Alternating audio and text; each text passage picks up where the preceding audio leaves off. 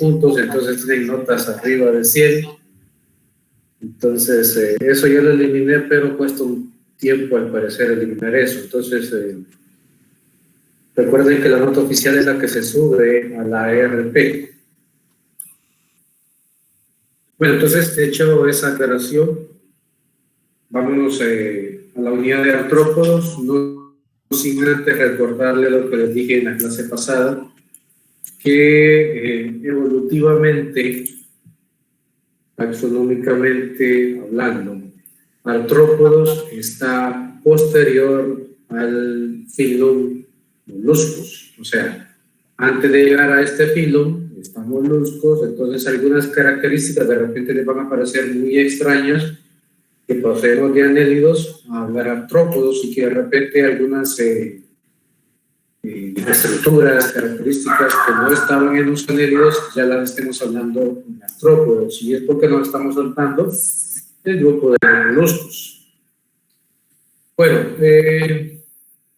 cuando hablamos de artrópodos vamos a hablar de todos estos organismos que ustedes están viendo ahí en esas imágenes, insectos, su enorme diversidad de morfologías, especies,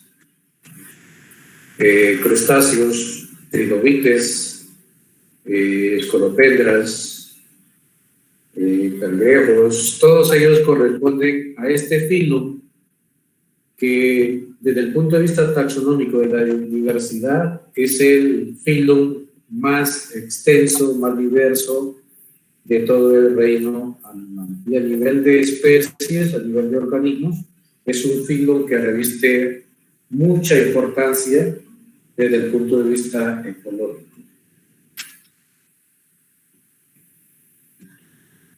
Bien, aquí tenemos esta ilustración. Vamos a dividirlo un poco. Entonces, podemos ver primero etimológicamente qué significa la palabra artrópodos. Artro significa articulación. Podos, ya sabían ustedes que significa pies. Entonces, cuando hablamos de artrópodos, vamos a hablar de organismos que lógicamente ya tienen extremidades. Cuando estamos viendo los anélidos, estamos viendo organismos con cuerpo de gusano que no tenían extremidades, apenas tenían parapodios o tenían quietas o setas, y estos ya tienen extremidades. Aún más, esas extremidades tienen articulaciones.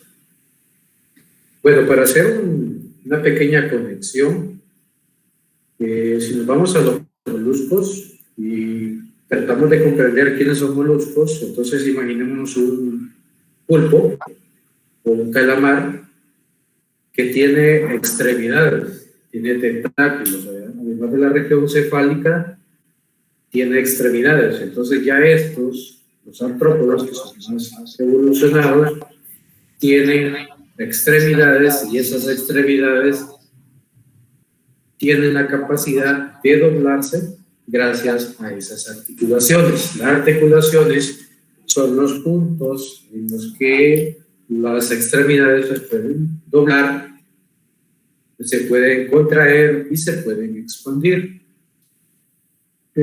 Una característica global del grupo de los artrópodos es que su cuerpo está segmentado, usualmente en 3 grandes regiones, que son la cabeza, el tórax y el abdomen. Y como van a ver en el diagrama, en la parte inferior, algunas de esas 3 regiones pueden estar fusionadas formando otras grandes regiones o áreas mixtas.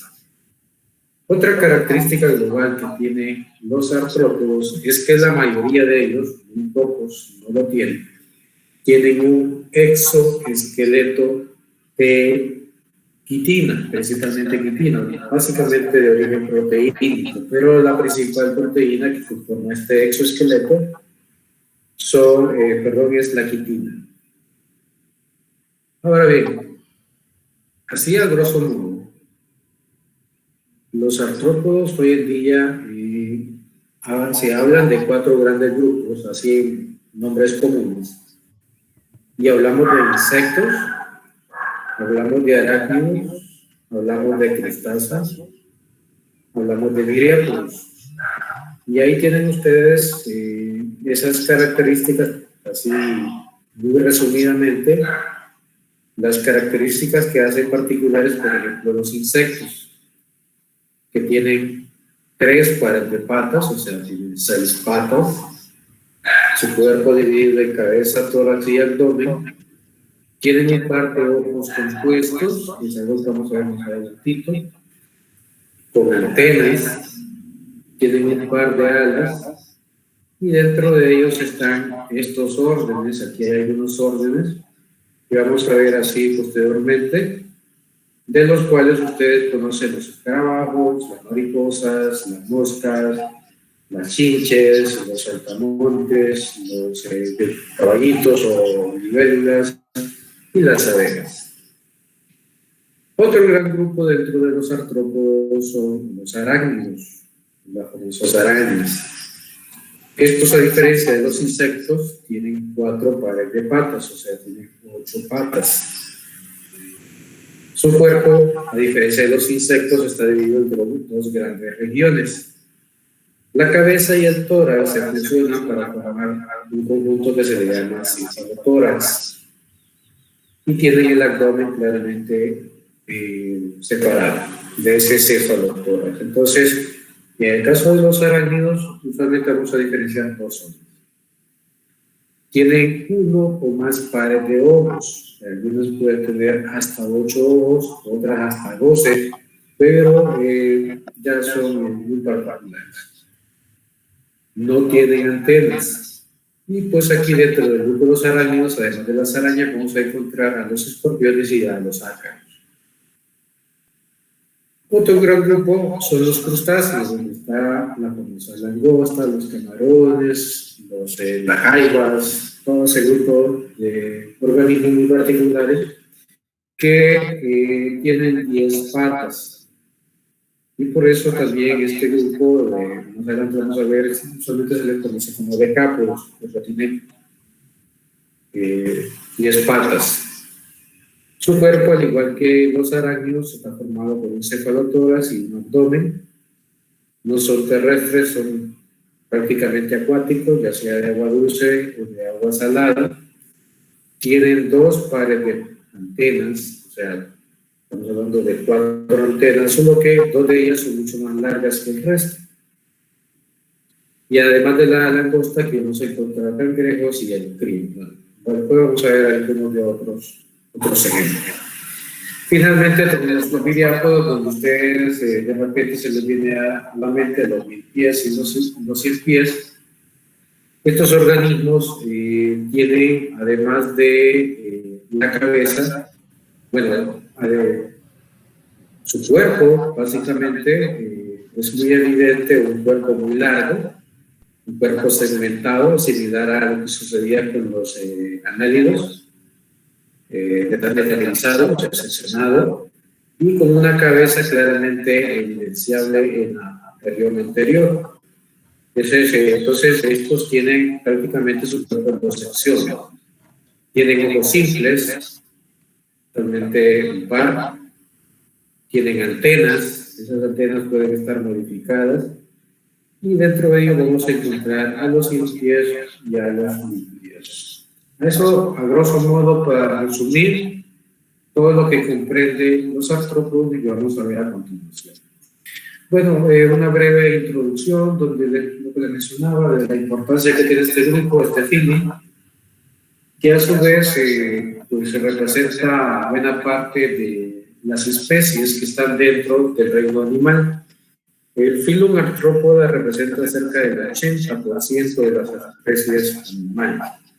Entonces, si dibujamos o hacemos un gráfico de pastel, buena parte de ese gráfico, de esas especies, estarían incluidas dentro de este filo. Entonces, imagínense lo que representa. No son ni las aves, no son ni los mamíferos, mucho menos anfibios o reptiles o peces, lo que representan la mayoría, sino que son los artrópodos, o sea, insectos, arácnidos, crustáceos y diápodos. Ahí tienen otras imágenes donde podemos ubicar algunas de esas representatividades y haciendo mención a su enorme diversidad morfológica y fisiológica. Entramos a las características. Todos los artrópodos tienen simetría bilateral. Ahí en las imágenes se les ilustra que es simetría bilateral. A través de esa línea donde ustedes pueden seccionar a cada uno de estos organismos, los podrán dividir a la mitad y darse cuenta que ambas mitades son idénticas, son una copia una de la otra. Y eso es válido para todos los artrópodos. Entonces, con estas imágenes que están aquí, me voy a permitir explicarles o recordarles la principal característica del por qué se llama artrópodo.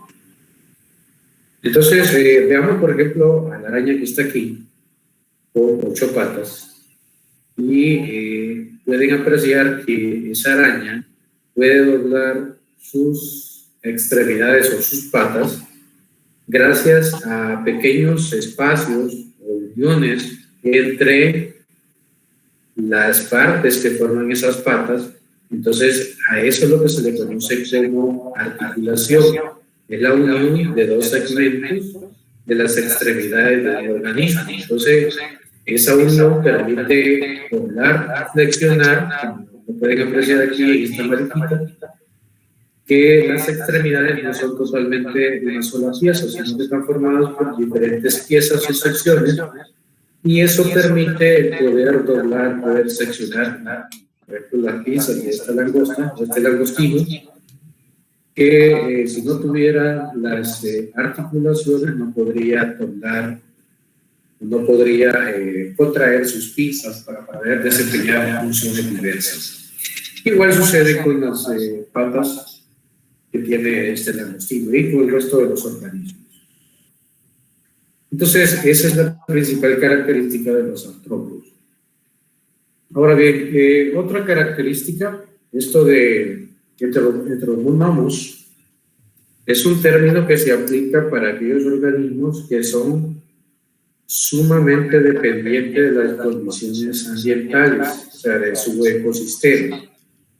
¿Cómo así? Bueno, resulta que todas las especies que están encapsuladas dentro de este filón dependen mucho de las condiciones climatológicas, de temperatura, de humedad, de suelo, de vegetación, y entonces son especies que hasta cierto punto, algunas de ellas son sumamente frágiles, su reproducción, su crecimiento poblacional se ve altamente alterado por fluctuaciones en cambios climáticos o cambios ecológicos. Entonces, a eso se refiere el término de heteronomos. Y bueno, también vamos a encontrar una enorme variedad de especialización en sus apéndices. Cuando hablamos de apéndices, nos estamos refiriendo a inclusive las extremidades, de que de repente algunas extremidades juegan un papel fundamental por ejemplo, en la locomoción, en la caza, en la alimentación o incluso en la reproducción. Además, en los artrópodos vamos a encontrar apéndices tanto caudales como muy cercanos a la región oral, que por ejemplo en el caso de los pericerados, y vamos a ver un poquito más adelante, pueden modificarse maxilas, mandíbulas adicionales o artigios o algunos aguijones, algunos colmillos, como algunas tarántulas. Entonces juega un papel fundamental en la alimentación o en la obtención de alimento. Otra característica muy particular que vamos a ver en la mayoría de los artrópodos es la muda constante, a medida que los organismos van alcanzando la madurez o alcanzando el desarrollo biológico, ellos van dando ese exoesqueleto. A esa condición se le conoce como ecdysis. La muda de este exoesqueleto está facultado por una hormona que se conoce como ecdisona, que faculta la separación de las capas inferiores de la epidermis. Bueno, más adelante vamos a ver el desglose de la estructura de lo que constituye la dermis o el exoesqueleto de los artrópodos. Entonces, ocasionalmente ustedes se encuentran en algunos árboles, arbustos, para decirlo así, la envoltura antigua o anterior de algunos insectos, principalmente algunos homópteros, lo que conocemos ahora como chicharras, algunos escarabajos, algunos sábanos, como el que ven ahí en la imagen. Y esa es como la antigua ropa de un organismo que prácticamente la cambió por otra que se ajustaba más a su cuerpo. En los insectos lo que sucede es que, lógicamente, cuando van incrementando de volumen o de tamaño, el exoesqueleto tiene una medida específica, entonces no es expandible. Es algo así como cuando usted compra una ropa y aumenta de volumen, o sea, se vuelve gordito, entonces ya no le queda. Entonces igual le pasa a los insectos, que ese exoesqueleto tiene dimensiones específicas y que no se expande. Entonces hay que mudarlo o hay que cambiar de ropa, dicho valga el término, a otra que sí se ajuste a las nuevas medidas de ese insecto. Aquí está el detalle de lo que es el exoesqueleto. Prácticamente está compuesto por dos capas. La epicutícula, que por cierto es hidrófoba, significa que no es afín al agua, o sea, le puede caer gotitas de agua, el insecto o el artrópodo se puede meter a una laguna, a un río, y es totalmente impermeable. El agua no le provoca ninguna anomalía, no le provoca ninguna alteración. Y pues la otra capa es la procutícula, que a su vez se subdivide en exocutícula, ahí están señalizadas. La epicutícula solamente es la parte superior, la capita más externa de lo que es el exoesqueleto, y posteriormente viene todo este espacio, aquí está la llave señalando, que sería la procutícula. Todo esto es la procutícula, y que esta se subdivide en exocutícula, que es la más gruesa, que es todo esto, y la más interna es la endocutícula, que está formada usualmente por una sola hilera de células. Entonces, la ecdisona facilita la separación de la endocutícula del cuerpo, o sea, de la estructura del mismo, y entonces, de esa forma, el insecto puede deshacerse de lo que es su coraza anterior. Bien, otra característica pues muy dominante en los artrópodos, no solamente en los insectos, es que son muy coloridos. Y ese color, usualmente, en la mayoría de los casos, denota alguna complejidad, algún grado de peligrosidad para otros organismos. De igual forma, tiene la desventaja de que para algunos depredadores es como un indicativo de poderlos identificar, de poderlos encontrar entre los diferentes espacios en los que estos pueden coexistir. Entonces, se le avisa incluso a algún depredador de que es tóxico una especie, pero al mismo tiempo para otros depredadores resulta ser muy fácil poderlos identificar. Bueno, ¿a qué se debe ese color en los insectos, en los artrópodos, los crustáceos? Básicamente se debe a ciertos pigmentos que se van a acumular en la procutícula. O sea, en este espacio se tienden a almacenar algunos pigmentos, principalmente de guanina, que entonces le dan esos colores bastante llamativos, una enorme complejidad de colores, algunos muy metálicos, muy brillantes, y cuando son bastante brillantes es porque usualmente la epicutícula está serificada, o sea, tiene cera y entonces pareciera que están aguardazados. Algo parecido a lo que sucedía con las ceras en las hojas de la planta. Bien, usualmente los artrópodos tienen pelos en la parte de lo que es la cutícula o lo que es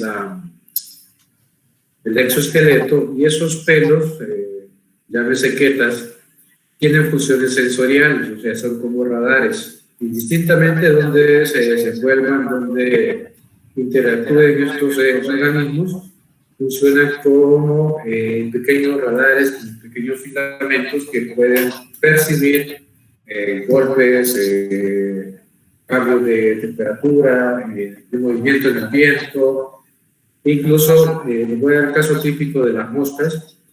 Miren qué velludas son las moscas, bastante peludas. Entonces, ese montón de vellitos, llámese quetas.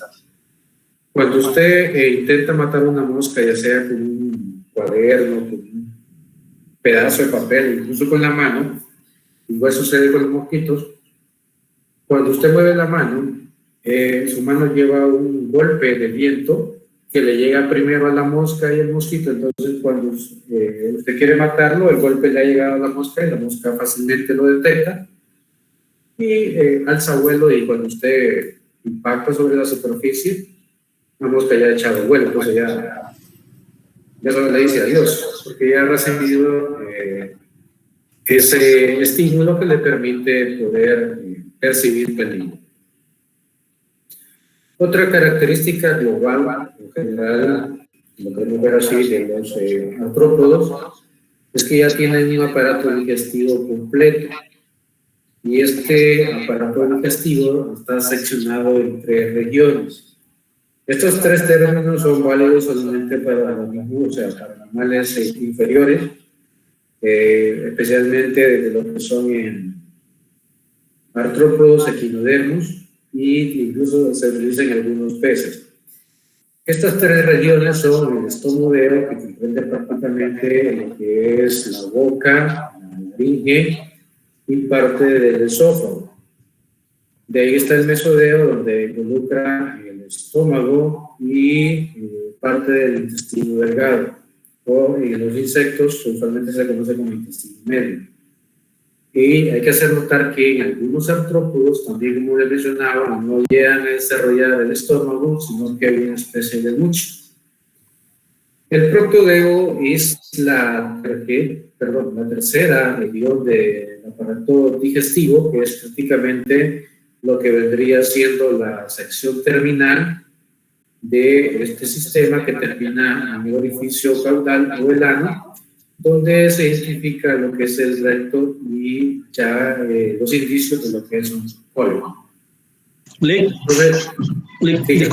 Disculpe la interferencia. Fíjese que quería excusarme que a las 2 tengo una cita médica con respecto a síntomas del COVID y quería ver si me daba permiso. Está bien, está bien. Gracias. Ok, aprovechando ahí la intervención del compañero, no sé si alguien tiene alguna consulta hasta acá. Dígame, Carla. El proctodeo, digo que se encontraba el ano, ¿verdad? Y el recto. Así es. Gracias. El estomodeo es la región de la boca, la laringe y parte del esófago.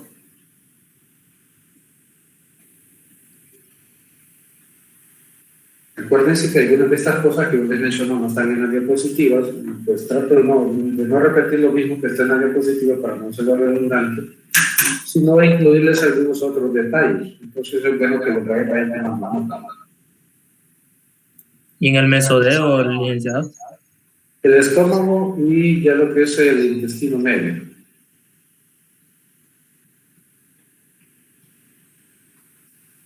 ¿Me copió, Daniel? Sí. Ok. Bueno, continuamos. Eso en cuanto a lo que es el sistema digestivo. Ahora, hablando un poco de lo que es el sistema circulatorio, el aparato circulatorio, sí recordarán que en el caso de los anélidos, estos tenían un sistema circulatorio abierto, pues en los artrópodos sigue siendo abierto. Estos tienen un sistema circulatorio abierto, pero se agrega la presencia de la hemolinfa, una hemolinfa mucho más rica que la que tenían las anélidos, los raíces, e incluso mucho más eficiente que el que tienen los moluscos. Entonces ahí en el diagrama ustedes pueden apreciar el diagrama de lo que vendría siendo la estructura que la estructura que funciona con el corazón y los vasos que irrigan todo el organismo y que intercambian la sangre o el oxígeno con la hemolinfa. Entonces aquí tenemos otro diagrama donde se les ilustra la posición del corazón, el intercambio entre los vasos y lo que son los espacios tisulares, donde ahí se da la respiración. Usualmente va a variar si son insectos, si son arácnidos, si son viriápodos, cómo se va a realizar el intercambio gaseoso, que lo vamos a ver, ¿no? Entonces, en sí, prácticamente de forma global, el sistema circulatorio es abierto. En otros organismos, pues tiende a cerrarse, principalmente en algunos insectos, pero por lo general es abierto. Ahora bien, veamos la respiración. Si recordamos, en los anélidos era cutánea y era branquial. En los artrópodos es muy típico encontrar unos orificios que se ubican, en la región del abdomen, que se desconoce como tráqueas o branquias faláceas, o sea, como falsas branquias, sería el concepto un poco más común. Entonces, son orificios que están ubicados en el abdomen del organismo y por donde ingresa el aire. Entonces, ahí se da una especie de intercambio con las células que están muy cercanas a este espacio. Y entonces aquí pueden ver del por qué se les conoce como tráquea, porque se asemeja mucho a ese conducto, a ese tubo que está entre los pulmones en los organismos superiores. Posteriormente, a medida que van evolucionando los organismos, como por ejemplo en peces, en anfibios, ya se van desarrollando los pulmones. Esto es la estructura que vendría a ser como un pulmón primitivo, donde hay un conducto que intercambia con células específicas el oxígeno y el dióxido de carbono. Por otro lado, otros organismos, principalmente acuáticos, tienen branquias, como el caso de los langostinos, ubicados en la región cefálica posterior a lo que es los ganglios nerviosos, para que lo podamos entender mejor, posterior a lo que es la boca. Las branquias son muy típicas de arañas, de los escorpiones, los moluscos también siguen teniendo branquias, y algunos comienzan a desarrollar pulmones, pero esto es más que todo en algunos arácnidos, algunas tarántulas. Pero no son verdaderos pulmones, es algo más desarrollado que eso. Volviendo a lo de la muda, les decía que la muda es controlada por una hormona que se llama epsona. Y otro detalle que me faltó compensárselo es que usualmente cuando el organismo muda, queda totalmente indefenso. Es como que un caballero de la época medieval cambiara su armadura, pero que esa armadura inicialmente, cuando se la acaba de colocar, no tiene esa consistencia sólida, sino que es algo así como un pedazo de polifeno, o que se colocara una malla de papel aluminio. Entonces, hasta que la nueva cutícula, entiéndase epicutícula y procutícula, se solidifican, el organismo pues está indefenso a patógenos, parásitos y por ende depredadores que fácilmente pueden perforar su cuerpo. En cuanto a tamaños, en el caso de los artrópodos vamos a encontrar tamaños que van desde de las decenas de milímetros hasta unos cuantos metros, como el cangrejo que ustedes están viendo ahí en la imagen inferior, el cangrejo japonés, que es fácilmente, con sus extremidades, puede alcanzar los 4 metros. Existen algunas langostas que en cuanto a longitud alcanzan 3 metros y fracción. Entonces, son muy variados en cuanto a su tamaño. Algunos ácaros, como pueden apreciar aquí, pueden ubicarse en los orificios de donde surge el cabello, en unidades en dimensiones muy pequeñas. Los ácaros son de los organismos más diminutos dentro del reino animal que se han logrado identificar. Lick, disculpe, ¿el tamaño es del cuerpo o incluye también las patas? Es de todas las extremidades, o sea, incluyendo extremidades. Gracias. Sí, es como cuando decimos la envergadura o la dimensión máxima de un ave, cuando de repente logramos abrir las alas, ¿no? Ok, ahora bien, en cuanto al sistema nervioso, pues ya sigue desarrollándose los famosos ganglios, los ganglios cerebrales, que vienen a constituir una masa un poco ya más desarrollada, que se constituía como un cerebro primitivo, una región de coordinación que viene a ser seccionada, como ustedes pueden apreciar. Hay diferentes ganglios o diferentes puntos de coordinación puntuales para una determinada función, como por ejemplo lo que es el desarrollo o el proceso de digestión, la deglución, el vuelo, la defensa, la región occipital es la región de reproducción. Este es un complemento del proceso digestivo. Ya los ganglios ventrales son los encargados de la locomoción, la coordinación y todo lo que son los apéndices o las extremidades. Entonces, como pueden apreciar, muchos de estos ganglios tienen una función particular en cada organismo.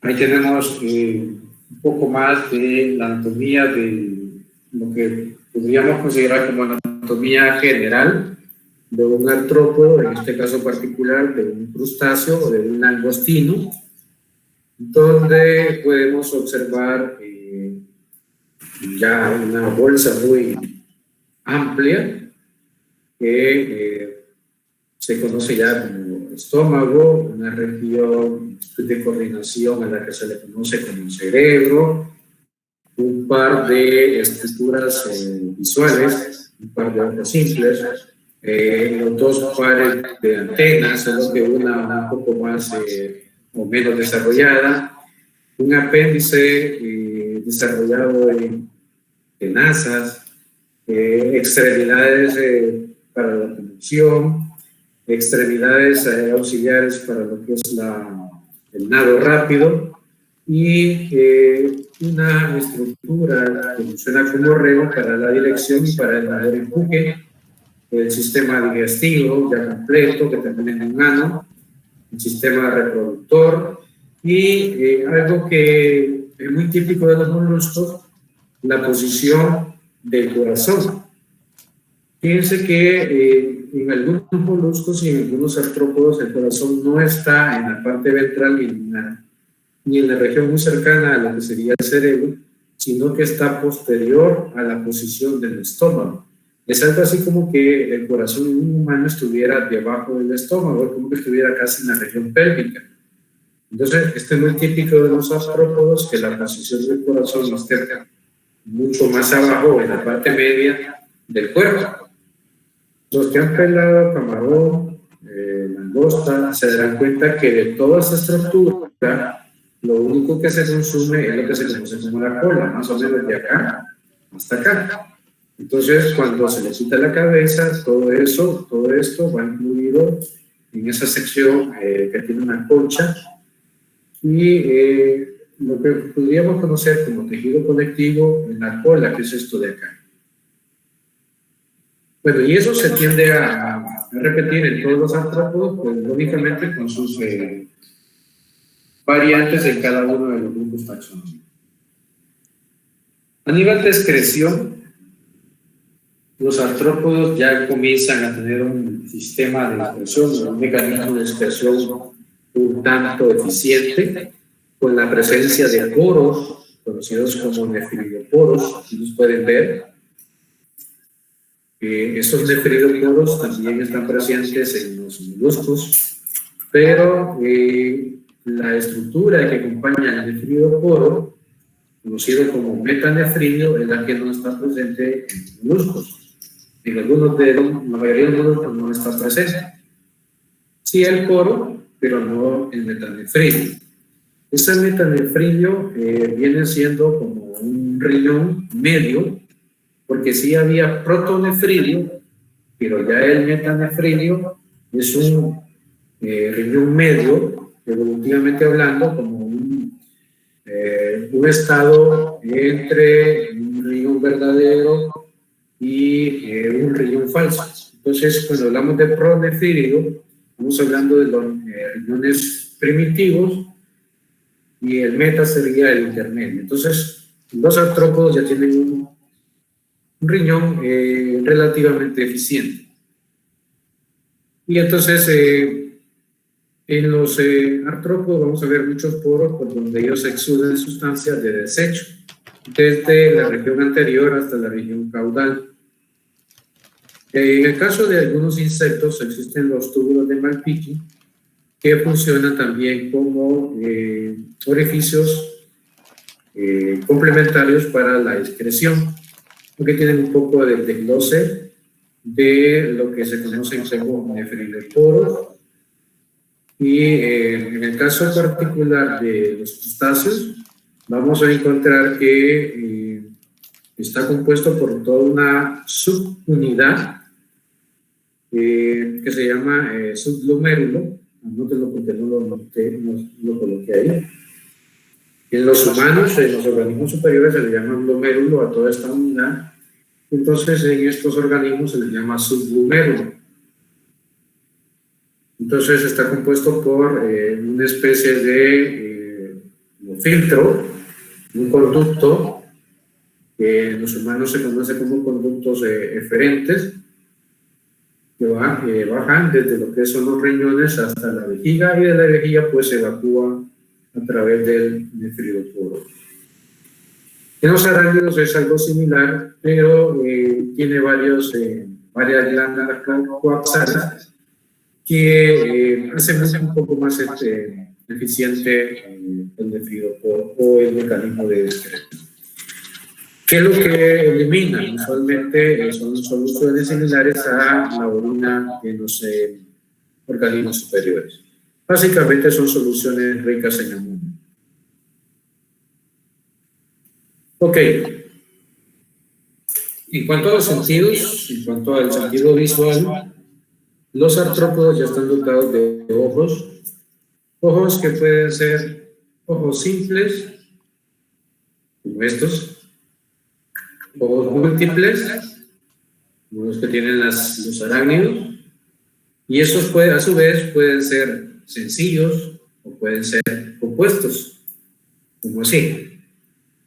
Bueno, resulta que, por ejemplo, las libélulas tienen estas dos tremendas estructuras. Toda esta estructura funciona como una sola celda que captura imágenes. Pero en el caso de, por ejemplo, los himenópteros, Voy a tratar de incrementar la imagen. Esta estructura es una sola celda, pero en el caso de los ojos compuestos, está conformada por múltiples unidades. Entonces se alcanzan a ver ahí como una malla. Los ojos compuestos es como tener cientos de cámaras que pueden enfocar en diferentes secciones. Entonces, a voluntad del organismo, estos ojos pueden concretar una imagen particular, centrarse en un solo objetivo o sencillamente ubicar la atención en diferentes objetivos. Entonces, los ojos compuestos son mucho más, más desarrollados desde el punto de vista de la observación. Pueden ver 360, pueden orientarse a diferentes posiciones, ver diferentes objetivos, diferentes presas en algunos casos, o sencillamente enfocarse en un solo objetivo. Entonces, en eso radica la diferencia entre los ojos simples y los ojos compuestos.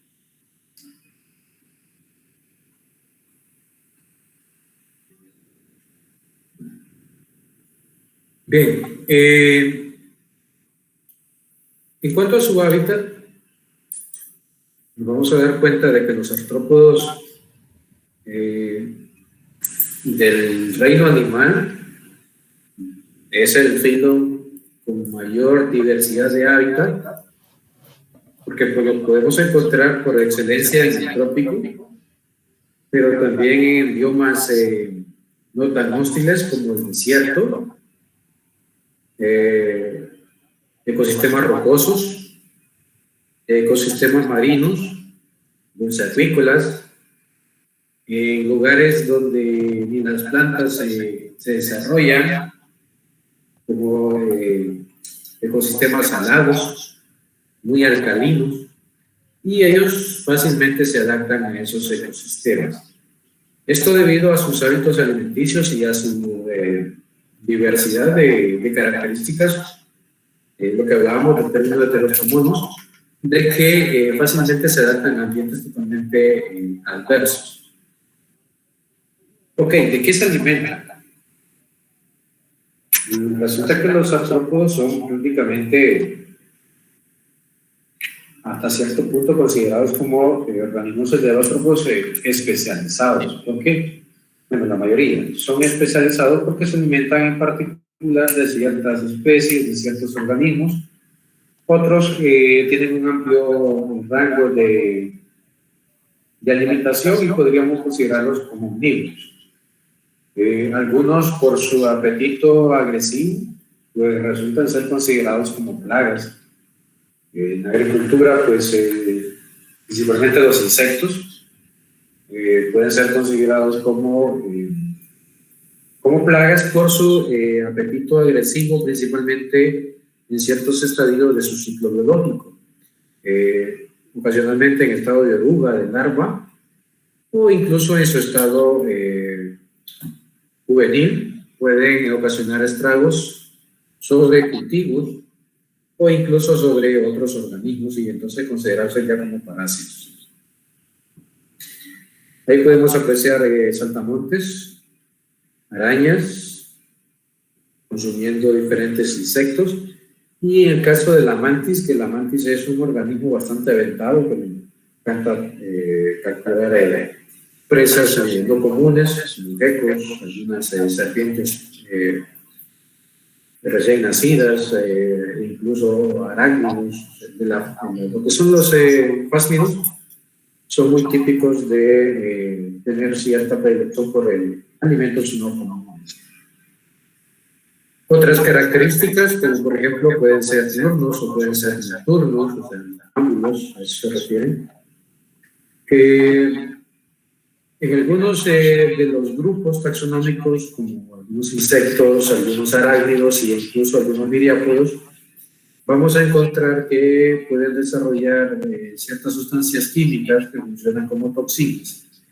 Pero estas, su objetivo fundamental no es andar matando a todo el que se le aparezca por el frente, ¿no? Sino que es un arma exclusivamente desarrollada para poder capturar presas y, pues, lógicamente, obtener alimento, pero no es solamente para andar mato al primero que me atraviese por delante. Acuérdense que para poder generar toxinas se requiere cierta cantidad de energía, ciertas proteínas específicas. Entonces no se puede andar produciendo toxinas solo para la desperdiciando. Algunos, principalmente los pelicerados, desarrollan los pedipalpos, que no son otras cosas más que tenazas, aguijones, antenas, algunas maxilas. Y hay un grupo que se llama pelicerados, entonces ahí se ve mucho esto de las modificaciones. Bien, también vamos a encontrar algunos organismos que tienen una alta facilidad para poder digerir organismos no comunes, como el caso del fásido. Algunos otros pueden darse el lujo de no consumir alimentos por mucho tiempo. Y también, por ejemplo, en algunas tarántulas, al igual que algunas serpientes, tienen toxinas necrotóxicas que destruyen el tejido y que pueden consumir alimento o organismos que no los consumen, pero al inocularle sus toxinas, entonces las convierten en una bolsa de algún sustrato proteínico por el cual pueden succionar como si fueran músculos. En cuanto a la reproducción, por lo general los artrópodos se reproducen de forma sexual. Hay algunas excepciones donde hay partenogénesis, e incluso se han dado casos de algunos de fragmentación, pero por lo general los artrópodos se reproducen de forma sexual con fecundación interna, ya sea porque los machos tienen un órgano copulador o porque tienden a depositar lo que son los espermatópodos, que son pequeños paquetes de esperma que la hembra recoge en un espacio o un punto específico donde el macho los ubica. Pero la mayoría de ellos se da mucho la cópula, donde el macho pues introduce los gametos en el interior de la hembra. En este grupo taxonómico vamos a encontrar ya pequeñas cámaras, pequeñas bóvedas para almacenar esperma, conocidas como espermatecas, y son muy típicas de algunos insectos. Bien, llegamos al punto de la taxonomía, y aquí pues vamos a comenzar ya a ver cada uno de los grupos de forma más puntual, viendo algunas características más particulares. Todas las anteriores son características generales. Ahora nos vamos a centrar en cada grupo y eso dividiéndolo a su vez en algunas particularidades.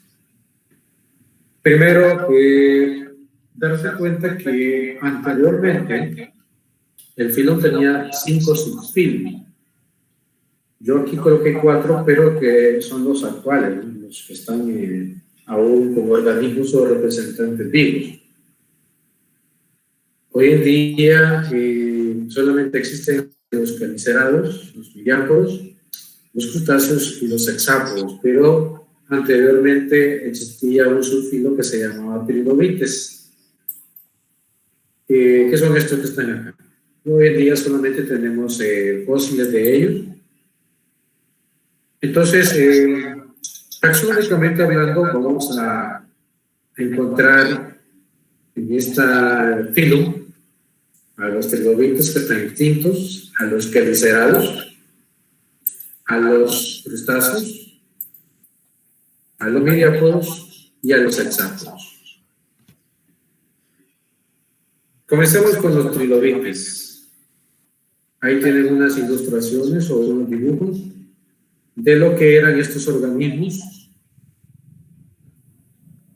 que más que arañas, más que insectos, parecían cucarachas, organismos que se cree que vivieron cerca del Paleozoico y que se estima un promedio de 350 millones de años.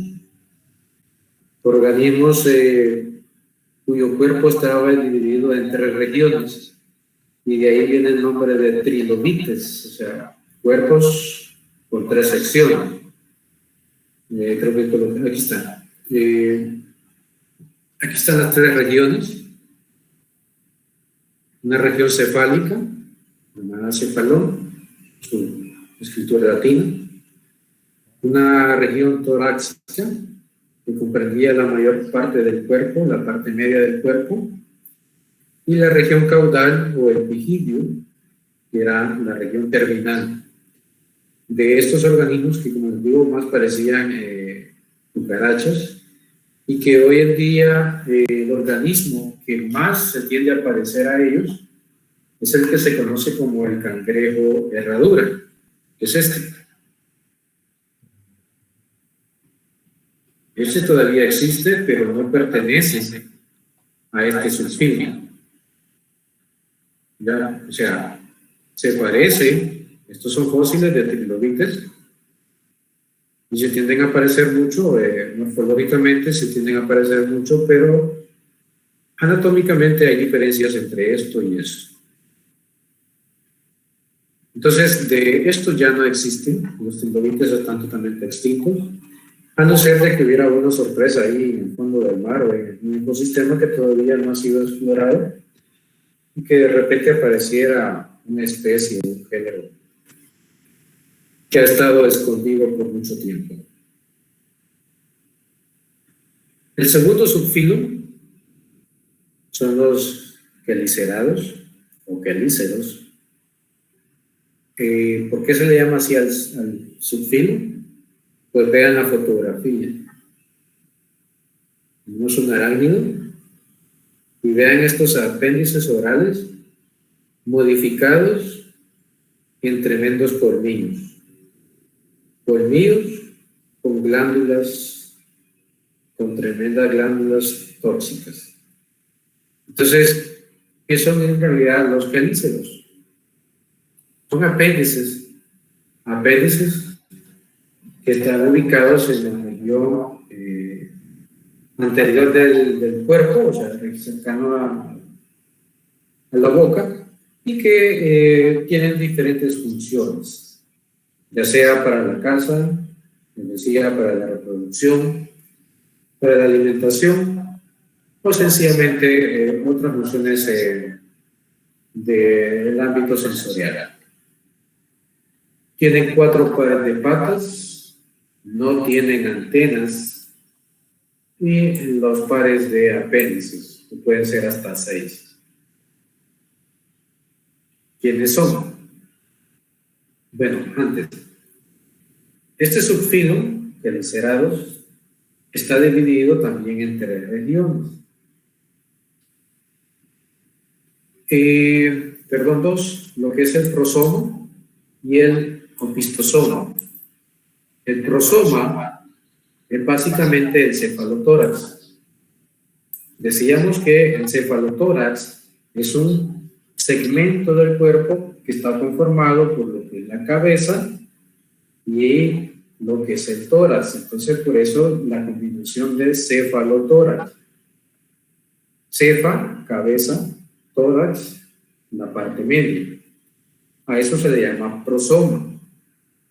Si vemos el prefijo prosoma, previo, soma, cuerpo, o sea, la región primera del cuerpo, la región anterior del cuerpo. Ahora bien, el opistosoma es lo contrario, que es el abdomen. En este caso, en el alacrán, pues incluye un apéndice caudal, pero su cuerpo se ha contraído y que termina en un garfio, en un pequeño gancho o aguijón, con una glándula de toxina. El opistosoma, opisto significa lo contrario, o sea, posterior, la región posterior del cuerpo, y en algunos de ellos no necesariamente tiene que ser así como un alacrán, como un escorpión, puede estar engrosado, puede tener la misma dimensión del abdomen, y la mayoría de ellos son terrestres, aunque algunos quelicerados pueden adaptarse a vivir en ambientes periféricos al agua o ambientes acuáticos. algunos nombres comunes de algunos quelicerados, arañas, opiliones, escorpiones y los ácaros. Todos ellos están incluidos dentro del grupo de los quelicerados. Taxonómicamente hablando, los quelicerados tienen 3 clases. La clase Merostomata, la clase Arácnidos y la clase Pycnogonus. Ahí tienen una imagen de cada una de esas 3 clases, donde de repente la que más conocen ustedes son los arácnidos, la clase Merostomata, en donde se encuentra el cangrejo de herradura, que era el organismo que decíamos que se parecía mucho a los trilobites,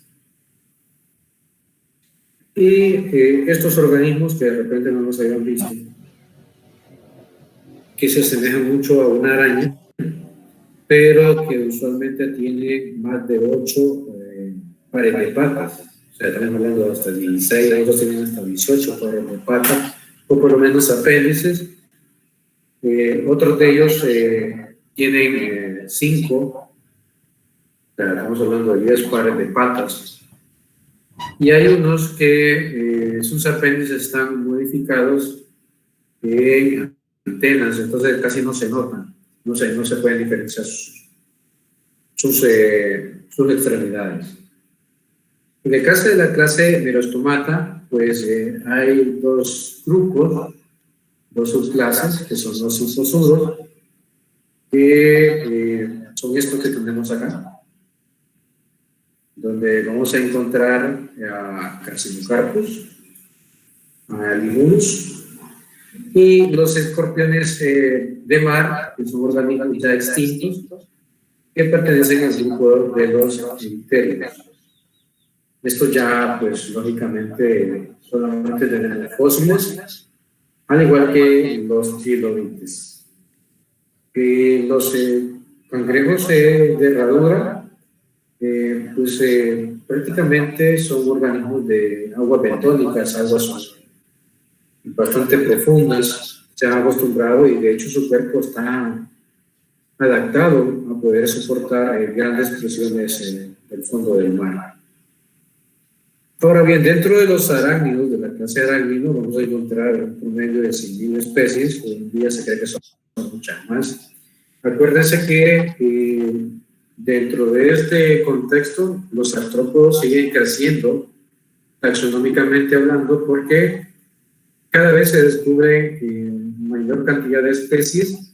Esto gracias a que la mayoría de ellos los vamos a encontrar en sistemas como el trópico, y el trópico es uno de los ecosistemas donde más estudios de identificación se realizan. Entonces van apareciendo cada vez mayor cantidad de especies.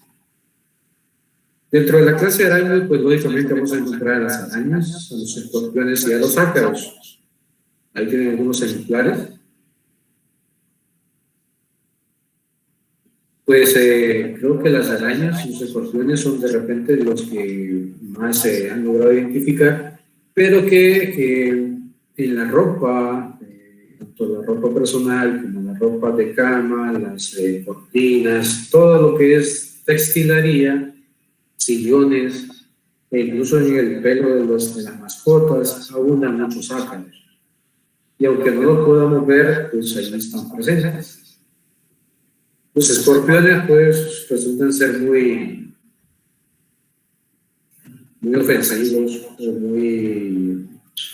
tienen mucho mito, los famosos escorpiones. La gente les tiene mucho miedo, pero resulta, desde el punto de vista biológico, los escorpiones son excelentes controladores biológicos de algunas plagas, incluso hasta de ratones. Dentro de esa categoría de escorpión, pues Pandinus es un género que se ha ganado mucha fama por su tamaño y por su tonalidad, que es el famoso escorpión emperador, que es el que aparece en las películas de los faraones y todo eso de los egipcios. Es un escorpión que puede desarrollar hasta 21 centímetros. O sea, imagínense un arreglo, 21 centímetros es casi como un poquito más de la cuarta de su mano. Y su toxina es de las toxinas más que producen mayor daño al sistema nervioso. En la parte inferior, ahí yo le coloqué los dos géneros más comunes en Honduras. Adrurus es el género más común, o el género que más se suele encontrar en Honduras. Es este género que está acá, este mismo, que son los alacranes más comunes en Honduras. Y les recuerdo que los alacranes pues utilizan el mismo principio de las serpientes. Cuando se sienten amenazados, pues logran inocular esa toxina que resulta ser muy doloroso y que suele afectar el sistema nervioso, produciendo adormecimiento de algunas extremidades, principalmente la lengua y los dedos de las manos. Pero pasado unas 8 horas ya los efectos son mínimos. Los ácaros, las famosas garrapatas, también están incluidas dentro de este concepto de ácaros, y que he colocado algunos de las más comunes, como por ejemplo la famosa coloradilla.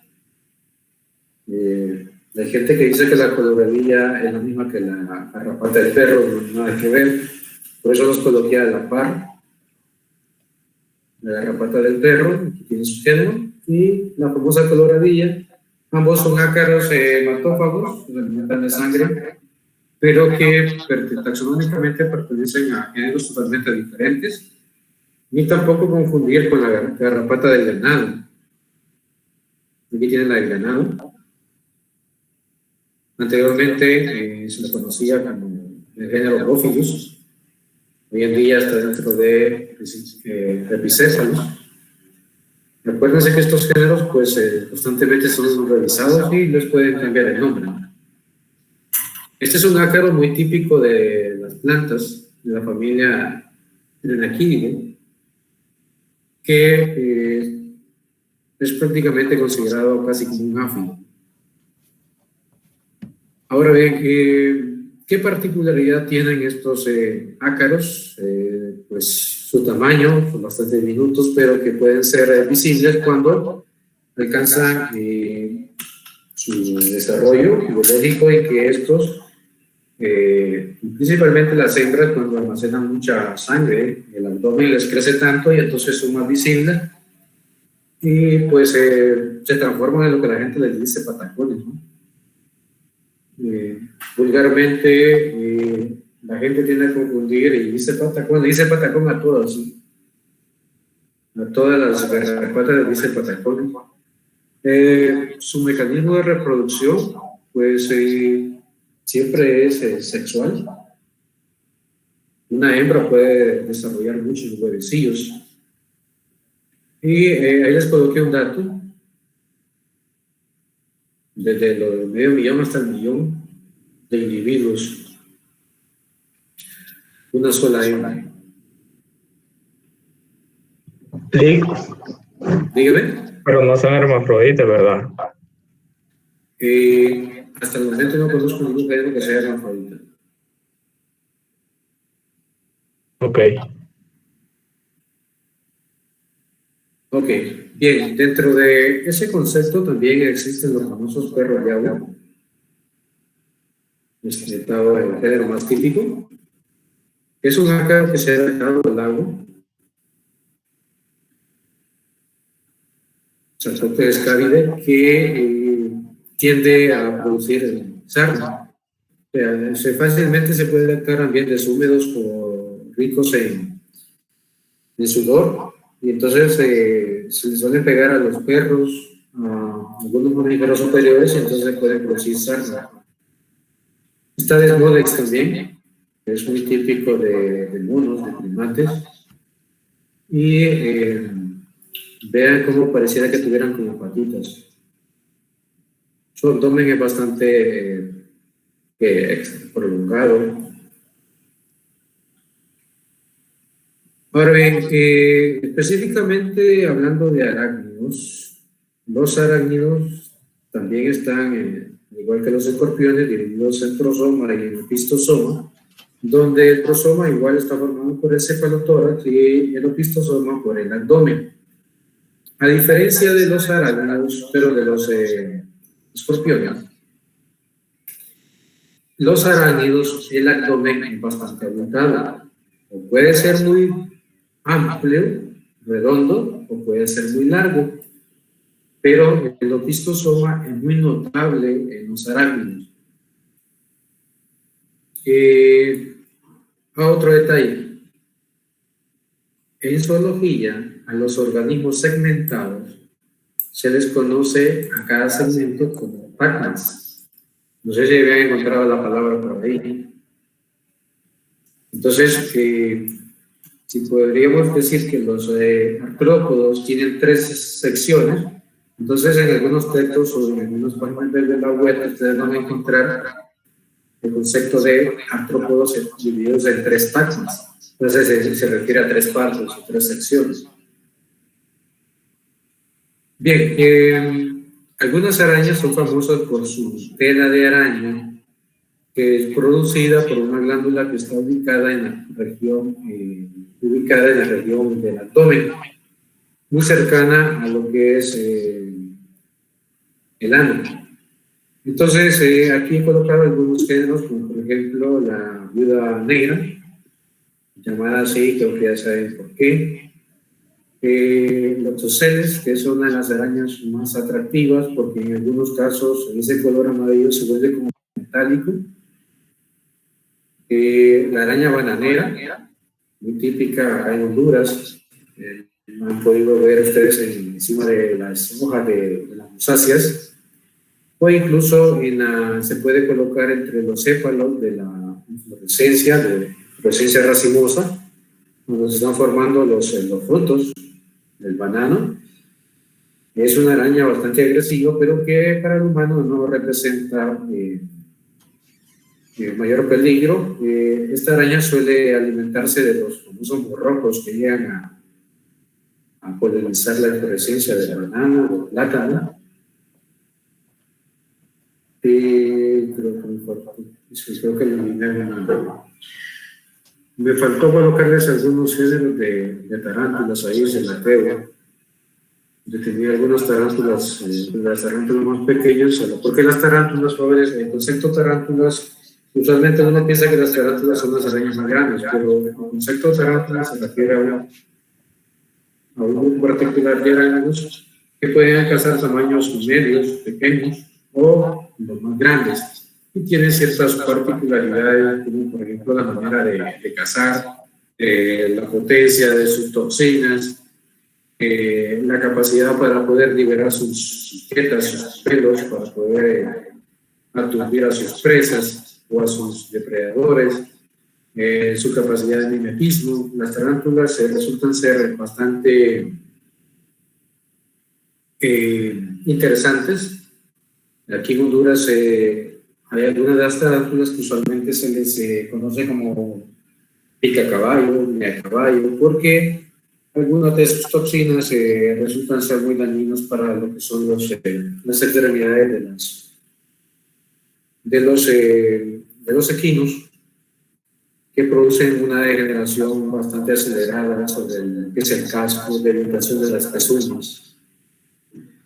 Bien, otro grupo de los quelicerados son las picnogónidos, que les decía que tienen bastantes extremidades en la cabeza, no se les nota, porque bueno, incluso estos parecen langostas. Aquí tienen su género, el principal género es picnogono. Hay el género ninfo, conocidas como ninfas también. Vean, parecen arañas hechas como de plástico, pero no sé si observan su cuerpo. Tienen una cabeza casi inexistente, un tórax bastante estilizado y un abdomen un tanto disciplinado. Entonces aquí pueden ver algunas extremidades casi filamentosas de dimensiones mucho más cortas que la de las patas. Entonces, son como usualmente como una especie de arañas marinas, pero que pertenecen al grupo de los pneumogónidos, no tienen nada que ver con el grupo de los arácnidos. Estas no producen nada que ver con las telas de araña, sus mecanismos de caza son prácticamente a través de un pequeño estilete que tienen en la boca para poder capturar pequeñas presas, o sea, no son así como glotonas, pero sí pueden ser carroñeros, principalmente de minarios. Bueno, y el grupo que ustedes más conocen, los crustáceos, pero que a su vez se subdivide en 6 clases. Primero, actualmente hay más de 7.000 especies, perdón, de 70.000 especies. Su exoesqueleto no es de quitina, sino que está formado por calcio.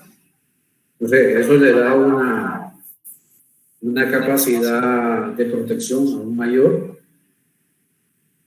La mayoría son marinos, pero también los hay acuícolas. A ver, ¿alguien opinó? Sí, ¿de qué está formado el exoesqueleto, dijo? Calcio.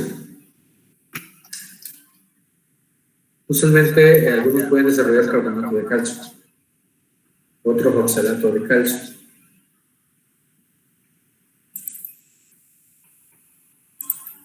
Al igual que el resto de los artrópodos, sus tonalidades se debe a la acumulación de ciertos pigmentos. En este caso, cuando es un exoesqueleto de calcio, ya no se acumula en la procutícula, sino que es en la epicutícula, la acumulación de pigmentos.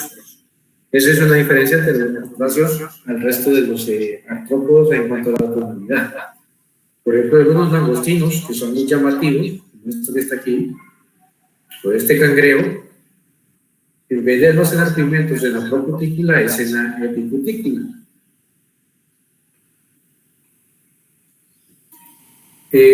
Otro detalle que tienen los crustáceos es que tienen muchos segmentos corporales. Es coloqué un rango de 6 a 20. Contrario al resto de los artrópodos, tienen 2 pares de antenas. O sea que tienen 2 antenas, solo que en algunos se nota más una antena. Entonces, una es más larga que la otra. Tienen 2 maxilas y un apéndice es triangular. Se da mucho lo de los espermatóforos, la acumulación de espermatozoides en paquetes. Aquí los pueden ver.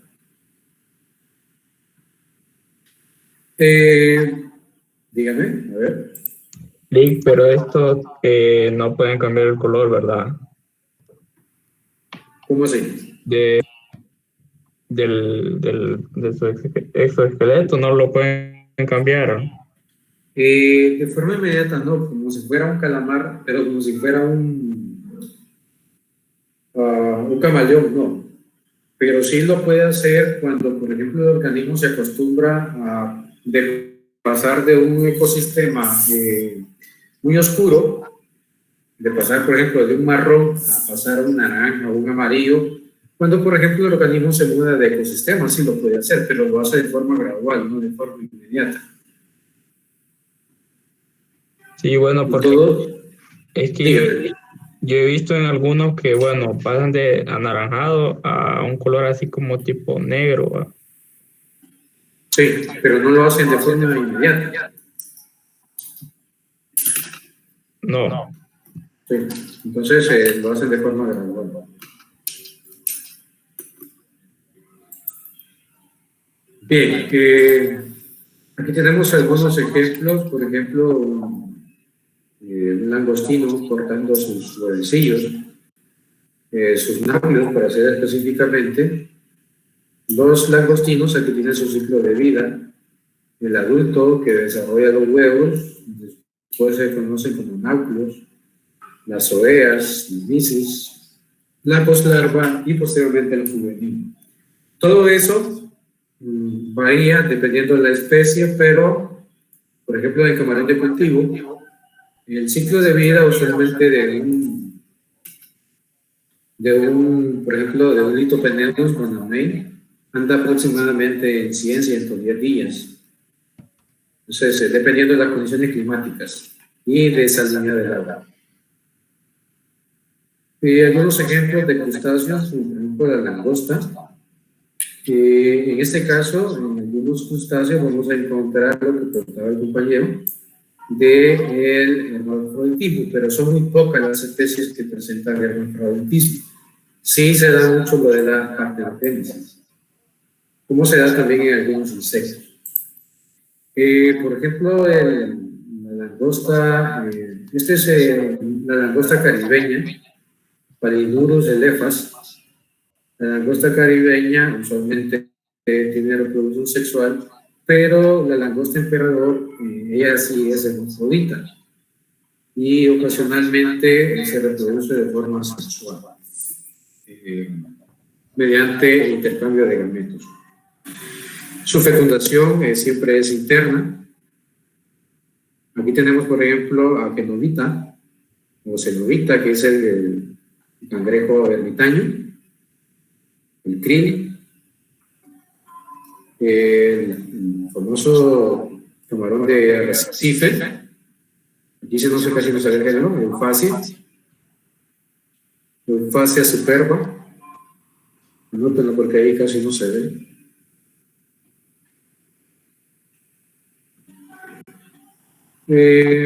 Y pues los crustáceos están subdivididos en 6 clases, como les decía. Están Brachiopoda, Pedipedia, Cefalocarida, Magilopoda, Mastropoda y la más común, que es Malacostraca.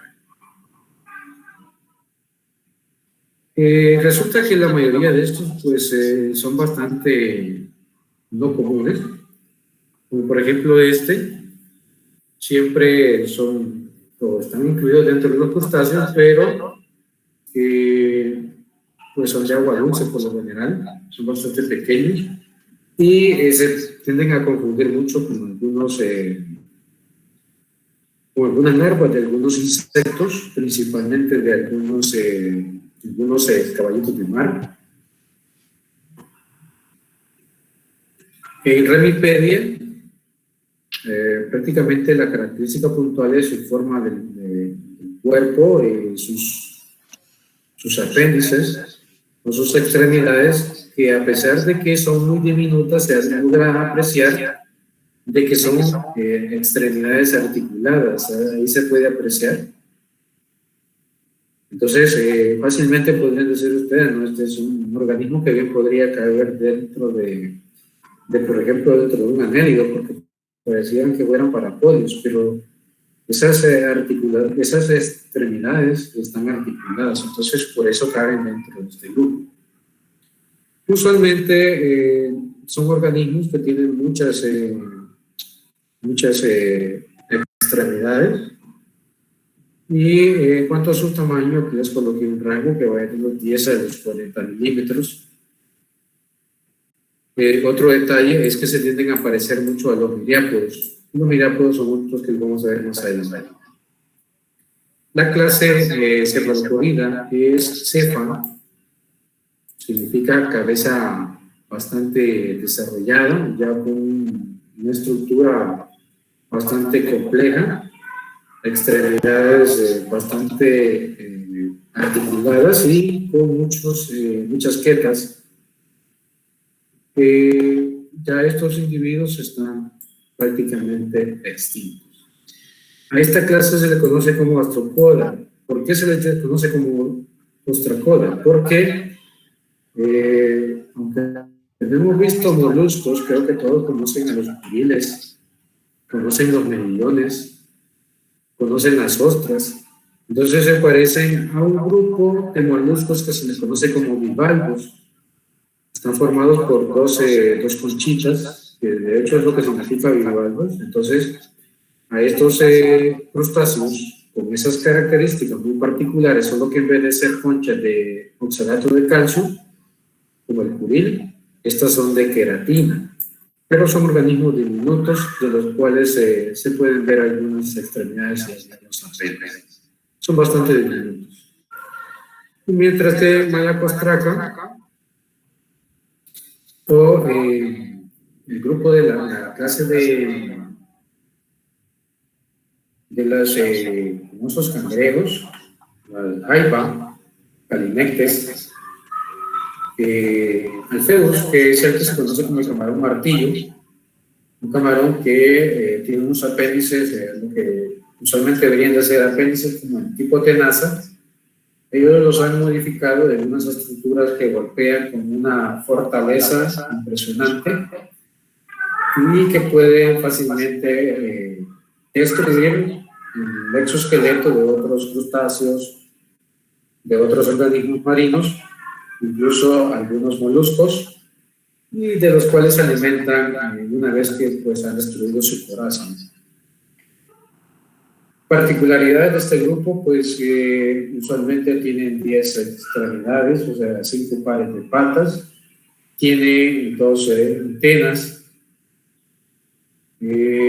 sus ojos fácilmente pueden levantarlo, como pueden apreciar acá, lo han visto en algunos videos que los cangrejos pueden levantar sus ojos y que esos ojos pueden, una vez ya posicionados en esta dirección, o en este porte, ellos pueden ver hacia atrás, o sea, pueden ver 360, pueden ver hacia cualquier dirección, como lo hace un cangrejo. Entonces, es una particularidad. Sus apéndices anteriores, transformados en tenazas, son herramientas esenciales para poder capturar sus presas, así como los apéndices posteriores, que le permiten poder funcionar como una especie de timón durante el desplazamiento, principalmente el nado, porque son organismos acuáticos. En este caso, los cangrejos pueden desarrollar ciertas aguijones como manera de defensa para contrarrestar algunos depredadores como algunos pulpos, algunas sepias, algunos calamares, que les encanta degustar los famosos cangrejos. En el caso de la clase Mammillapoda, aquí vamos a encontrar algunos organismos que también se tienden a confundir con moluscos, pero que estos pueden permanecer fuera del agua. Son como pequeñas conchitas que se suelen fijar en superficies aledañas a la costa, y a estas se les conoce como percebes. Su cuerpo, contrario al molusco, ya es un cuerpo ya más estructurado, con todas las secciones que mencionamos anteriormente, contrario a un molusco donde solamente es una masa difusa. Cuando abrimos esta concha, pues vamos a encontrar una región cefálica. Aquí podemos ver unas branquias sumamente desarrolladas que sobresalen de lo que es su envoltura. A pesar de eso, de que tiene 3 regiones, este organismo no es bastante notable. El abdomen es bastante confuso, es bastante amorfo. Bien, ahora bien, todos estos organismos, todos los anteriores, pertenecen a un grupo taxonómico conocido como Birranius. Birranius porque suelen contener más de 2 apéndices en la región anterior. De aquí en adelante vamos a ver a los unirranius, a los que tienen un solo apéndice cercano a la boca. Preguntas hasta acá.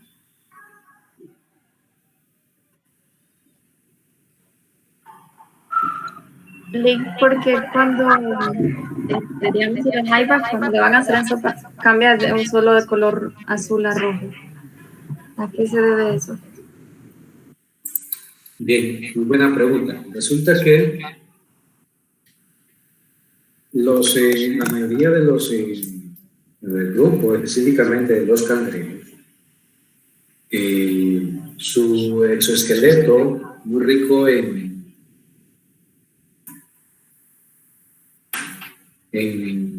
calcio, cuando se somete a altas temperaturas, suele oxidarse. Igual sucede con los langostinos, incluso a nivel de tejidos, los camarones, cuando se tiran a un sartén, tienen que adquirir ese color como rojizo. Esto debido a que la hemolinfa, que forma parte de su cuerpo, incluso que se suele adherir al caparazón, entonces se oxida y adquiere ese color como naranja, como rojizo. Ustedes saben que el hierro que está presente en la hemolinfa, entonces cuando se oxida adquiere ese patrón tan particular como de tierra naranja. Entonces a eso se debe, cuando se meten temperaturas, la hemolinfa se oxida, entonces se quedan como rojizos. Hay personas que a veces tienden como a sonrojarse y entonces le dicen, parece ese camarón sudado, parece ese camarón cocido. Entonces, esa tonalidad que usted ha visto en los camarones, en las jaivas, en los cangrejos, así naranja, se debe principalmente a la oxidación de la hemolinfa cuando esta se ve sometida a altas temperaturas. Gracias. ¿Algo más? Lee, ¿por qué los cangrejos, las jaivas caminan de lado? No le escuché, no le escuché. ¿Por qué los cangrejos y las jaivas, le digo, caminan de lado? Ah, ok. Esa es una adaptación que tienen los cangrejos, porque resulta que usualmente tienen un problema de coordinación.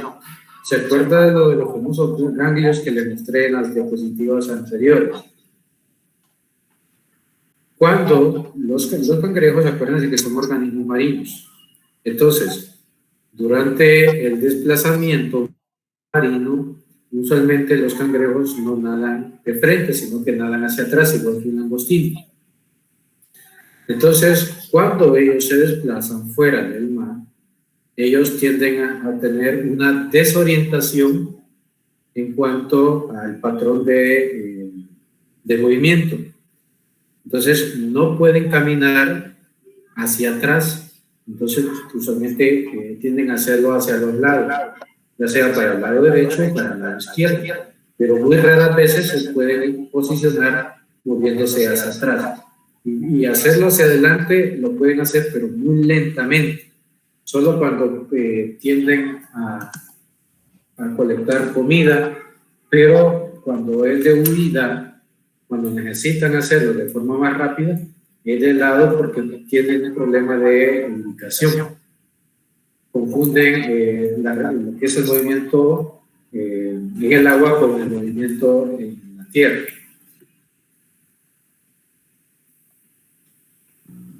Ok, ¿cómo se le llama a eso? O sea, no sé si usted ha ido, como aquí vivimos cerca del mar, Sí. cuando queremos atrapar jaivas, o sea, las queremos atrapar y ellas como que se hunden en la arena y se llenan de arena encima. ¿Cómo se le llama eso? ¿Es un sistema de defensa o...? Es igual, sencillamente es un intento por escabullirse de un depredador. Ahora bien, las jaivas, los cangrejos, bueno, más que todo se ve en cangrejos que a veces en tiempos de reproducción se suelen agarrar de las tenazas y no se sueltan, principalmente los machos, tratando de combatir o de pelear el territorio.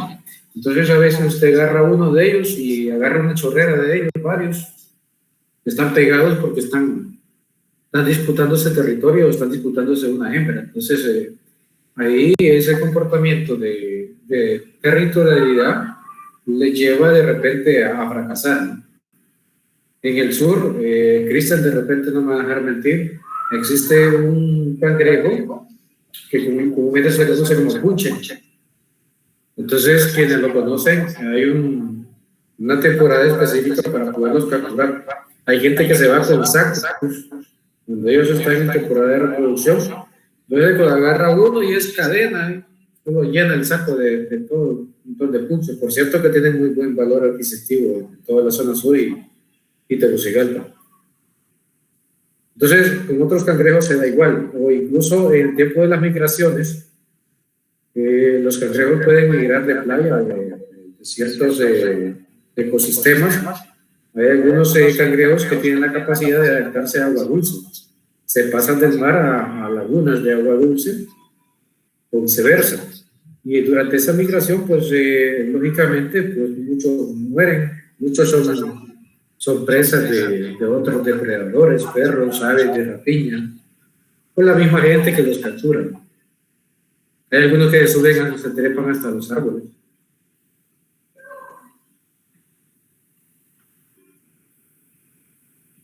¿Preguntas? Dígame, Néstor. Vic, yo tengo una pregunta con respecto a los miriápodos. Sí. Es que no sé si usted ha notado que en el caso de algunos miriápodos, al tener contacto con la piel humana, provocan una quemadura. ¿A qué se deberá? Fíjese que los famosos, que lo vamos a ver más adelante, ellos tienen un mecanismo de defensa. Lo voy a dejar así, una palabra así como común. Es como un líquido.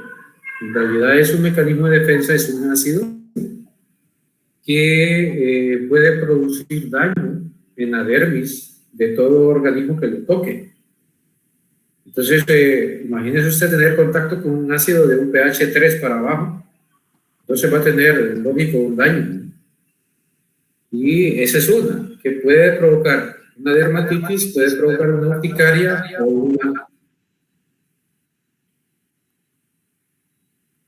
¿Me iba a decir algo? No, que si podría repetir lo último que dijo, lo que podría provocar.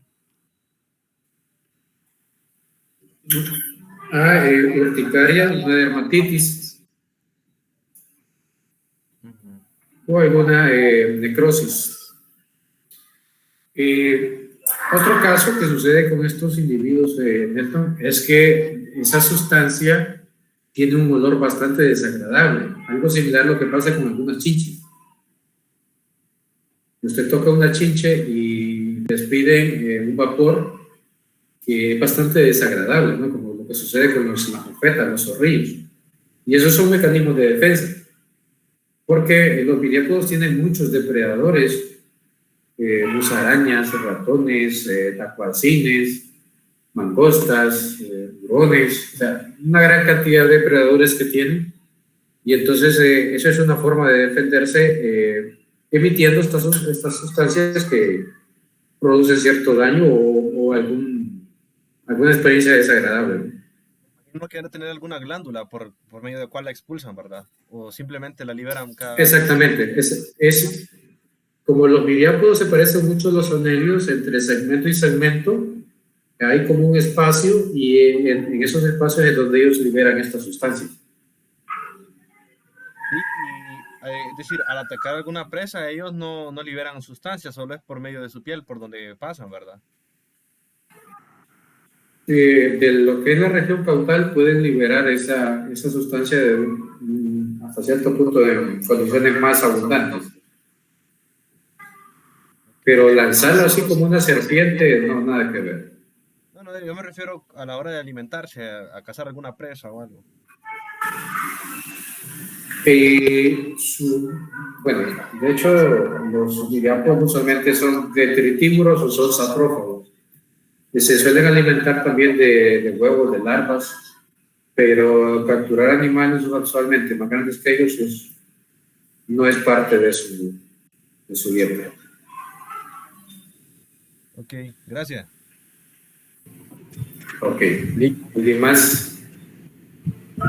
Carlos. En el caso de la como tipo tarántula, la que le dicen caballo, parece. Sí.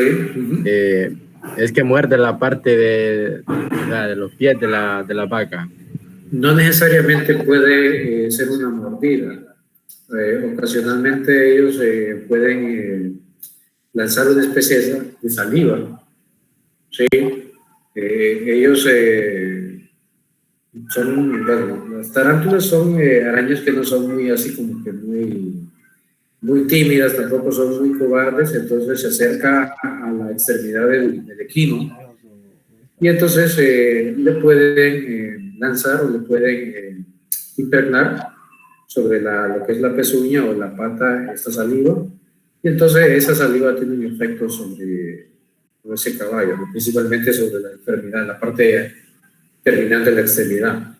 En algunos de los casos no llega a ocasionar mayor daño que una hinchazón, ¿sí? En lo que son los metatarsianos, y entonces produce una hinchazón y es solamente una molestia en el casco de la mano, no produce necrosis. Cuando hay necrosis, ahí sí es problema, porque se comienza a degradar el tejido, y entonces a veces botan hasta todo el casco. Entonces ahí se aplican unas enzimas neutralizadoras para que el daño no incremente y no se propague hacia el resto de la extremidad, porque en algunos casos, algunas tarántulas llegan a afectar toda la extremidad hasta lo que es la clavícula.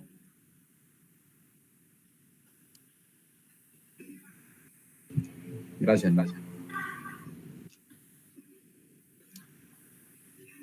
Para quienes piensan que no hay tarántulas seguras, pues les cuento que sí hay. Y son esas que ustedes ven ahí, los potreros, esas grandes. No necesariamente tienen que ser de color naranja, como se ve en la película, o tienen que ser extremadamente velludas, nada que ver. Como les mencioné, las tarántulas pueden ser de diferentes tamaños. Las arañas, todas las arañas son de cuidado. Hay algunas pues, que viven en su casa y se alimentan de mosquitos, pero no significa que de repente usted se encuentre en un árbol de una araña y que sea totalmente inofensivo. Las arañas no tienen que tener colores metálicos para indicarle a usted que puedan ser tóxicas. Todas las arañas son de cuidado. Principalmente las más chiquitas. ¿De qué está compuesto la telaraña que expulsan a una araña? Es una enzima. Y cuando se deshidrata, o sea, cuando tiene contacto con el oxígeno, forma es como una fibra que tiene la capacidad de ser elástica. Se llama elastina. Y entonces eso le permite a la araña durante un cierto tiempo formar un hilo, formar una malla en un estado elástico, pero que posteriormente se solidifica. A la vez de que es sólido, es bastante, ¿cómo diría?, una especie de chicle para ciertos organismos, principalmente los que tienen muchas quetas, como los dípteros.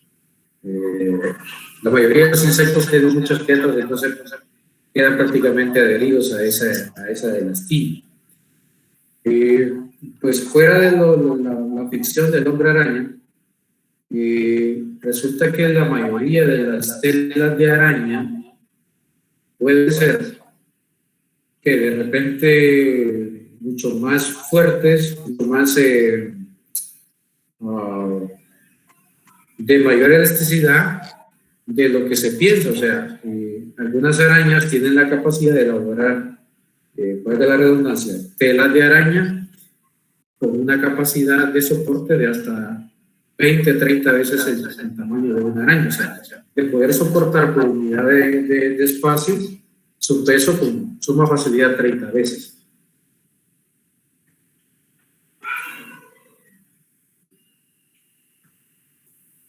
¿Algo más?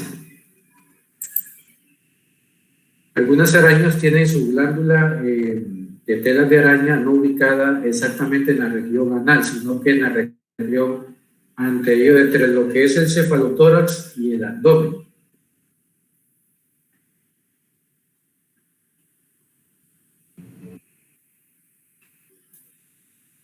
Otro detalle, la mayoría de las arañas que elaboran la tela tienen unas estructuras que se conocen como cirros caudales, y esos cirros caudales son como las agujas que le permiten a la araña poder ir tejiendo, como si fueran deditos, que le permiten ir tejiendo, ir colocando la araña en determinada disposición.